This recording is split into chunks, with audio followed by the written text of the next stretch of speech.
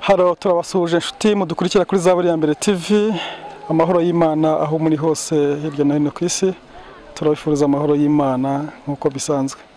Uyu munsi Zaburi ya mbere TV twabaserukiye twabagereye mu ntara y'Iburasirazuba. Hano ni mu kahe karera? Muri mu karere ka Kayonza. Kayonza umurenge Kawangire. Wow. Turi kumwe n'umukobwa hano mwiza, umukobwa ushima Imana, umukobwa uhagaze mu buntu bw'Imana. Hano mbasanze ni Kawangire. Kawangire. Yes. Ubundi niho mukorera wabanza kwibwira abantu bagukurikiye. Murakoze, amazina yanjye nitwa Usanase Assumpta, ndi umuririmbyi mu itorero rya Church on the Rock irwamagana. Ndirimba ijwi rya mbere. Yego. Nje nagize ngo hano basanze niho mukorera umurimo w'Imana. Ahanga tubafite niba nakita wenda nk'indi kanisa yacu yindi, hanyuma twe twaturutse kuri headquarter twaje kwifatanya nabo mu ivugabutumwa baradutumiye. Uyu munsi muhuriye Ikawangire ni Petros kwaye usete Petros kwaye turamenyereye ko ari korali nini cyane irimo ingeri zose abakecuru bafite imbaraga basore nahuriye mwese twese ni Petros kwaye yose muri rusange twaje ndetse turazwa turi kumwe n'itsinda rigari ry'abashumba bacu biraza kuba ari byiza. Petros kwaye niki kibahurije kuri uyu murenge muri murenge wa Kawangire? Aha Kawangire eglise yabo yateguye igiterane cyo gushima Imana. Rero urumva kuko natwe turi bakuru babo batumiye bakuru babo ngo bazefatanye nabo, rero natwe twaje kuba joininga kugira ngo duhuze imbaraga dufatanyirize hamwe twese gushima Imana. Yego. Imana ibahe umugisha. Hanyuma Petros kwaye bundi ni korali imenyereye mu bitaramo hirya no hino yambuka n'imipaka. Muri uyu mwaka hari ahandi muhantu muteganya kugira ngo tuzaba joininge? Ego urakoze nk'uko bivuze turi korari nini tumenyere gukora amakonseri ahantu henshi hatandukanye ejo mwambuka n'imipaka za Kenya za Uganda cyane ejo twari turi Nyagatare batubwira ko tuzahita dukurikizaho South Africa ubwo rero urumva turi muri procedure zo gushaka amaviza ubutumwa bw'Imana byo tuzabuvuga tukazajyana South Africa ni karibu nawe turagutumiye kabisa Uwiteka azampita icyo tujyane rwose cyane ntabwo twagusiga iyo gahunda murayiteganya ryari bataribanga probably baratubwiye ko ari muri 2024 ariko ntabwo barapresiza neza ngo tumenye ngo ukwezi ni ukuhe rero ubwo tuzagenda tukumenyesha gake Satani ntabyinjiremo ibyangombwa byose bikenewe biboneke mu izina rya Yesu atubabarire natuvangire kabisa hari indirimbo mwumva mugiye kuturirimbira uyu munsi hano muri iki gitaramo cyo gushima Imana ni nyinshi cyane turabaririmbira kabisa bishimye nibe yakabanga wendi imwe gusa kugira ngo abantu badukurikira baze kwitegereza nyamatsiko nimba ari nyinshi umbwira imwe gusa ikunezeza nawe bategereza indirimbo yitwa Yakobo ari nziza bategereza indirimbo yitwa Abera ariko indirimbo Yakobo ntiyantonwa na mama wawe mwumva ari rajwi nkumva ari we ni mama wanjye niwe uyikora uyu mukobwa akaba ni umwana w'umutambyi rwose urugo rwabo rwose Uwiteka yarabahamagaye uramwitaba cyane twese twaraje Imana ibahe umugisha tubategerejeho ubutumwa bwiza busa n'imitima bushima Imana nyine murakoze cyane murakoze namwe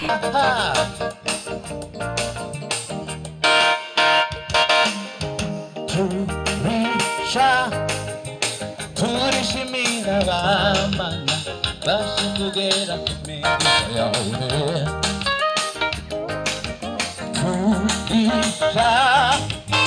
turishimira abamana bashikugera kumenya yawe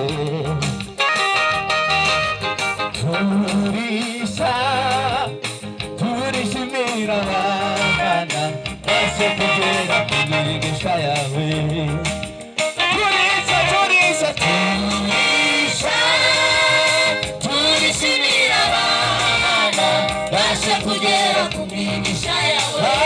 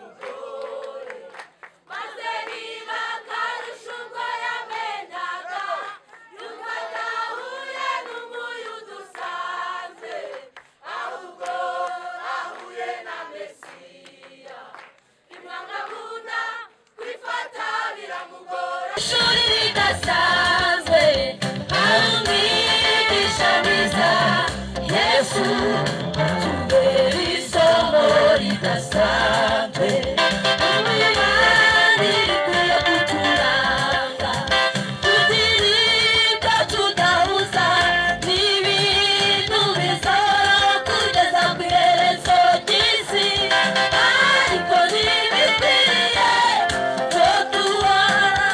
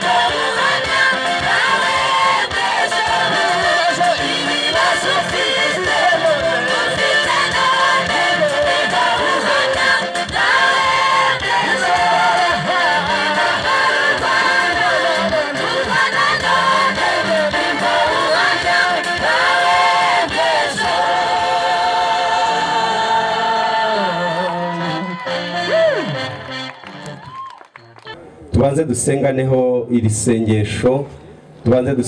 sengesho ntago tumaze iminsi dusengera iyi gahunda, ntago nshaka ko iba nk'umuhango usanzwe nk'abantu baje mu bukwe, ahubwo tumaze iminsi dusenga tubwira Imana ngo turifuza ko buri muntu wese wageze hano yagira ikintu atahana. Ndagusabye wowe wazindutse nukuri usaba Imana kugira ngo ahantu uze kuhakura umugisha w'Imana, kuko tumaze iminsi tubisaba Imana kandi twizeye ko iri buze kubiduha. Rero unyemerere nubwo dutegereje abashyitsi bacu bakuru, munyemere kugira ngo tubanze dusenganire isengesho hamwe n'abaririmbyi bacu. Mana yacu, Mana nkuru, Mana yo kwizerwa, uracyari uwo kwiringirwa, uracyari Imana nkuru, nta yindi Mana twari twabona ihwanye nawe, nta yindi twabona twagereranya nawe, uri nkuru, niko umuririmbyi yabivuze neza. Witeka Imana ikomeye, duteraniye hano hantu nta kindi kintu kiduteranije mwami, duteraniye hano hantu twibuka ineza yawe, turashaka kugushima, tugushimira imirimo myiza wakoze ku buzima bwacu, tugushimira iby'imbaraga wakoze, tugushimira iby'ubutwari mwami. Uyu ni umunsi twateguye, ni umunsi twasengeye igihe kinini mwami Imana, turifuza gutamba kino gitambo. Unyemerere Kristo kugira ngo nezererwe iki gitambo cy'abera, abaturutse Kigali, abaturutse mu Mutara, abaturutse Yonza, abaturutse Majyepfo n'Amajyaruguru, Iburasirazuba n'Iburengerazuba, mwami duhuriye hano hantu, turagutegereje Uwiteka Imana, turagutegereje kugira ngo utugirire neza, turagutegereje kugira ngo utunezeze, turagutegereje mwami Imana yacu. Nyemera wakira igitambo cyacu, akira igitambo cy'abera, akira igitambo cy'abakecuru, akira igitambo cy'abasaza bahuri imbere yawe, akira igitambo cy'ababyeyi, akira igitambo cy'abagabo, akira igitambo cy'abasore n'inkumi, akira igitambo cyacu Kristo. Mwami Imana yacu, duteraniye hano hantu twibutse imirimo yawe wakoze ku buzima bwacu, twibutse aho wadukuye, twibutse intambara wadukirije, twibutse ibyago wadukirije, twibutse amakuba wadukirije, twibutse intambara waturengeje, twibutse mwami Imana twebwe abari intabwa mwami Imana yacu ukatugirira neza, abari bambaye ubusa mwami ukatwambika, abari badafite icyo kurya mwami ukatugaburira. Mwami nicyo kiduteranirije ahangaha, nta turo dufite mwami twagutura, nta turo twabona byanezeza umutima wawe, byakwibuka mwami ibyo wagiye udukorera.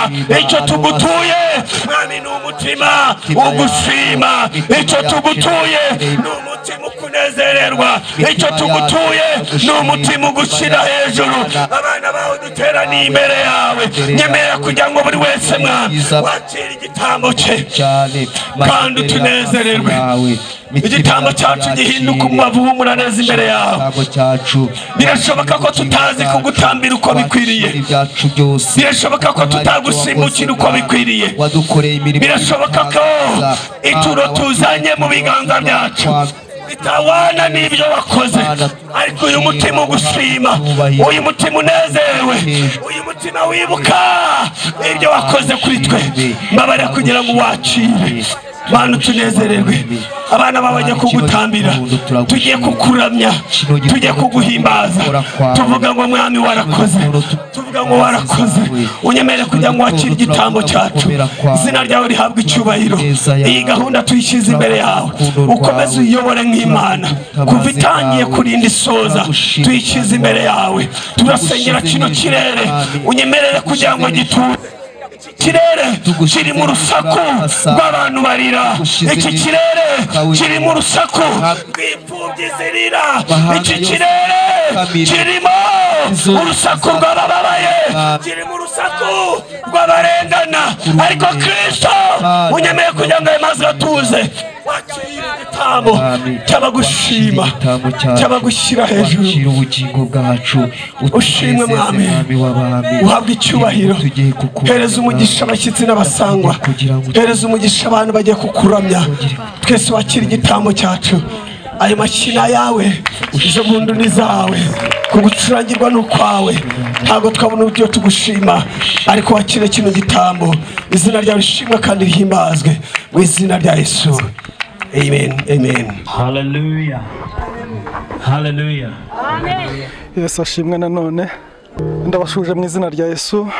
Njye nitwa Daniel Sibomana. Mwatubwira? Amazina yanjye nitwa Karangwa Charité. Ndubatse nk'abandi umuyobozi wa Petro Square Kawangire. Wow, Petro Square Kawangire. Bisobanuye iki mu Kinyarwanda? Mutumva Ikinyarwanda neza. Nakugiye. Petro ni ibuye. Ibuye korari. Ibuye urutare.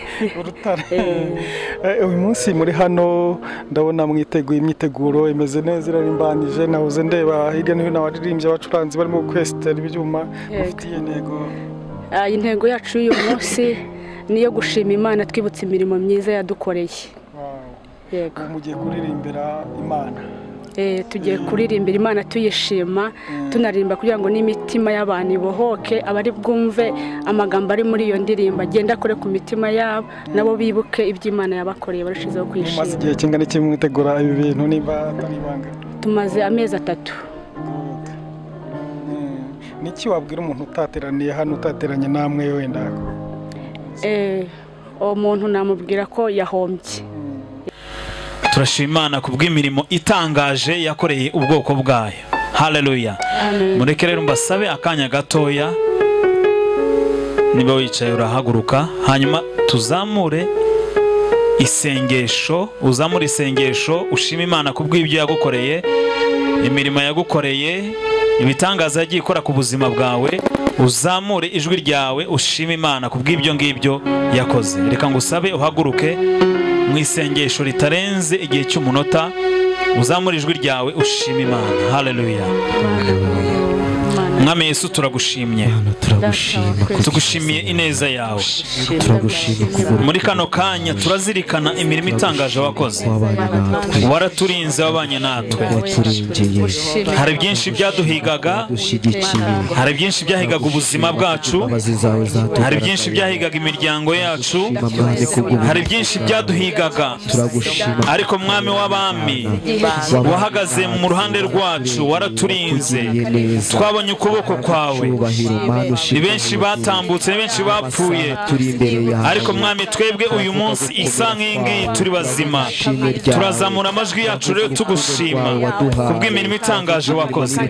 Twabonye ukuboko kwawe, twabonye ubwiza bwawe. Icyubahiro ni icyawe, amashimwe ni ayawe, ndetse no gukomera nako ni ukwawe. Shimwa Mwami Imana yacu, ubwoko bwawe, abana bawe, tuzamuye amajwi yacu. Ijambo ryawe riratubwira Mwami ngo turi hagati mu mashimwe y'ubwoko bwawe. Tuguhaye karibu rero kugira ngo uze uture hagati muri twebwe, uze ugendere hagati muri twebwe, uze ukora imirimo n'ibitangaza. Mwami w'abami, wakira amashimwe yacu. Haleluya. Iki ni igitondo cyiza cyo kugushima, cyo kukuramya no kuguhimbaza.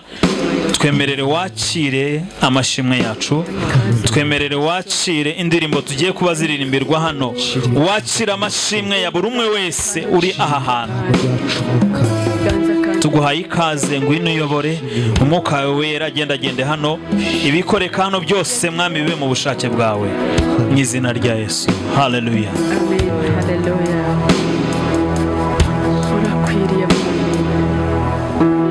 Haleluya.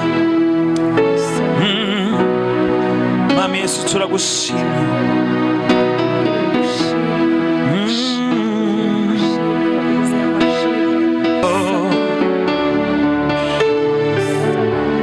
Icyubahiro ni icyawe Yesu.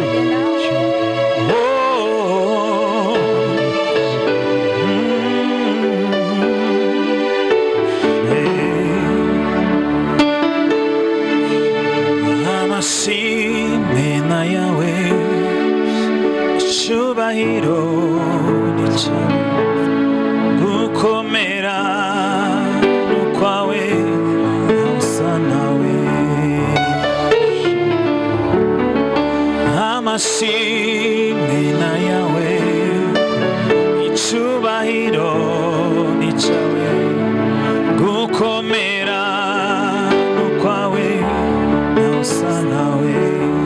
twese tujyane amashimwe na yawe Yesu haleluya amashimwe na yawe cyubahiro ni cyawe gukomera no kwawe na usa nawe amashimwe na yawe amashimwe na yawe cyubahiro ni cyawe gukomera no kwawe na usa nawe amashimwe na yawe amashimwe na yawe cyubahiro ni cyawe gukomera no kwawe na usa nawe amashimwe na yawe amashimwe na yawe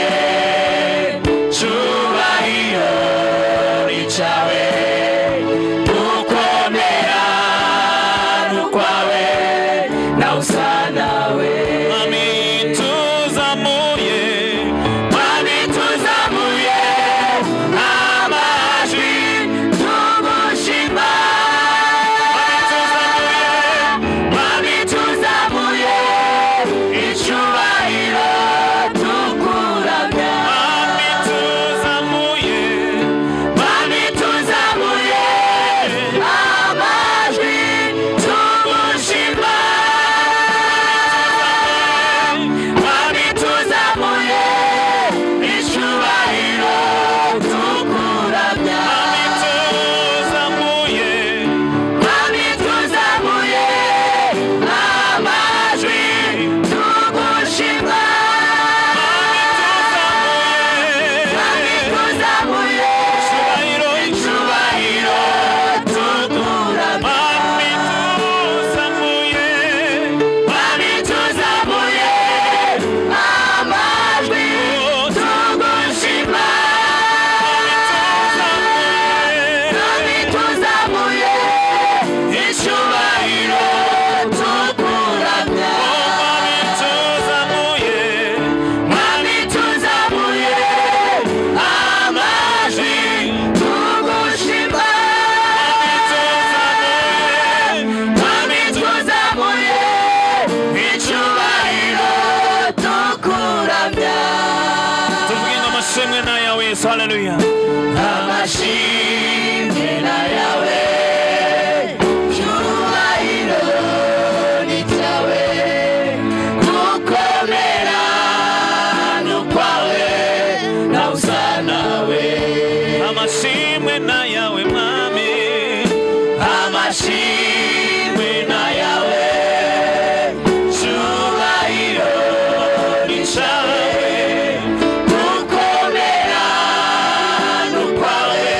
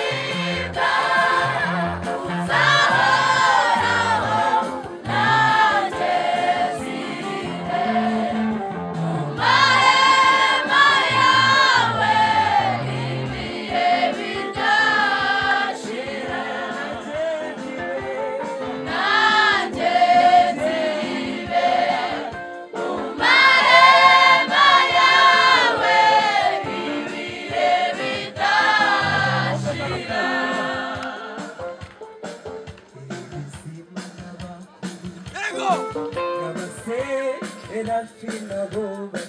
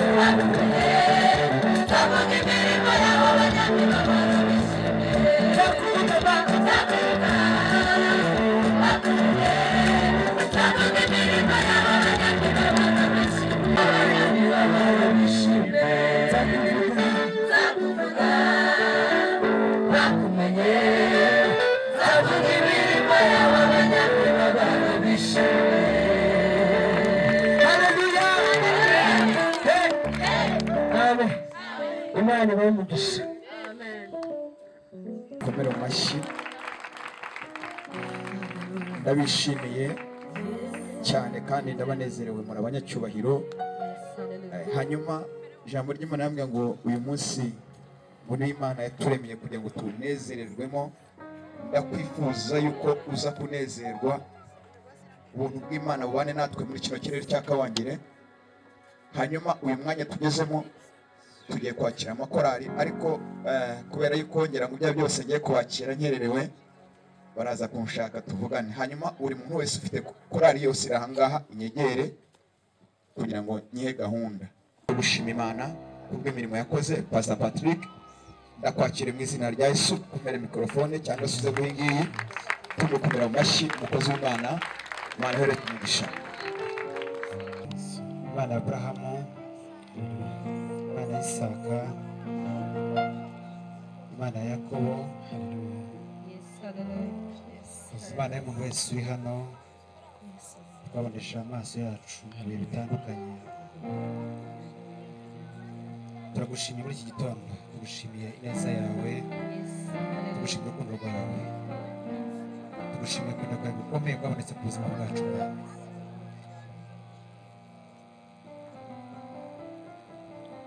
Iyo Uwiteka atarabaye mu ruhande rwacu,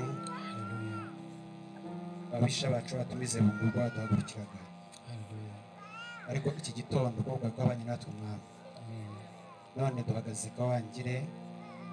Ntabwo tuhagaze mu izina ry'undi muntu, ntabwo tuhagaze kubera ko twaje mu bindi. Hari amakwe menshi yabaye, hari amasabukuru menshi yabaye, tukaba dufite invitasiyo zitandukanye, ariko twaziritse tuza hano. Kandi wabwiye Petero ngo abasize ibye ku bwanjye tuzabikorwa ziriya nshuro zingana kuriya Mwana. Iki gitondo turagushimiye ko waduhamagaye Mwana, tukuzamura icyubahiro cyane, tuzamura ibendera ryawe hano hantu kugira ngo ushyirwe hejuru Mwami, imbaraga zawe zigaragare muri iki gitondo Mwana.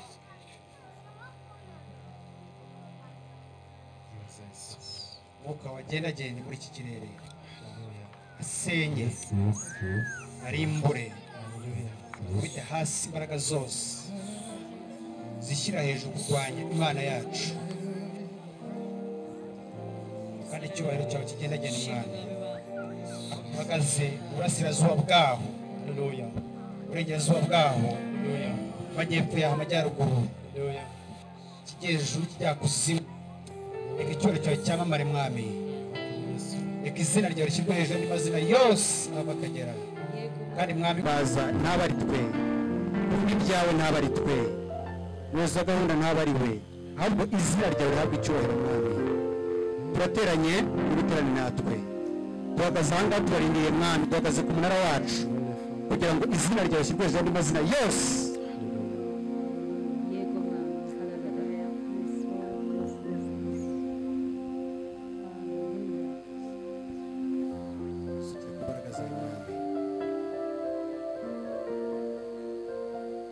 Tsinda, ganza Mwami, kiza, ugendagende Mwami kuri ubu butaka kugira ngo izina ryawe rishyirwe hejuru Mwami. Tuguzamuriye amaboko twese ikimenyetso cy'ubutsinzi, subisiyo, tukubaha. Intambwe zawe zigendagende hano Mwami,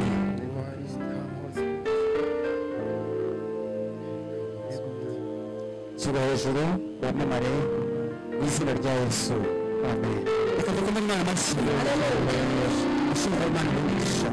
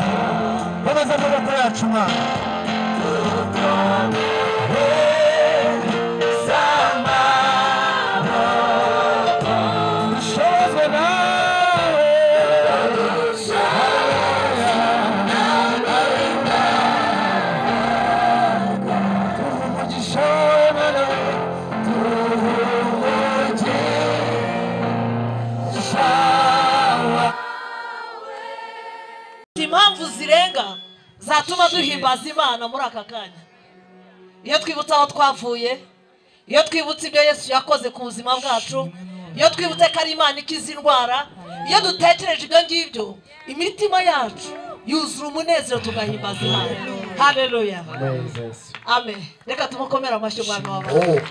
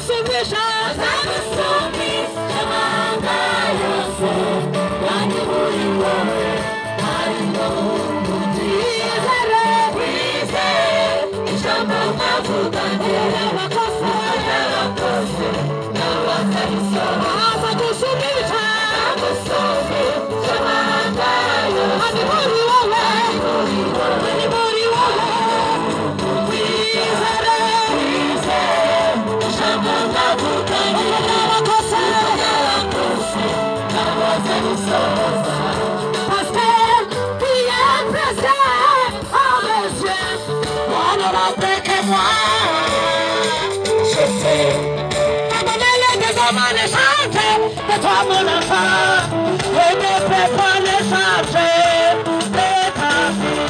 Parce que tu as précieux à mes yeux, on ne l'a plus que moi. Je t'aime. Je donne les hommes les changer, de toi mon enfant, et ne peux pas les changer de ta vie.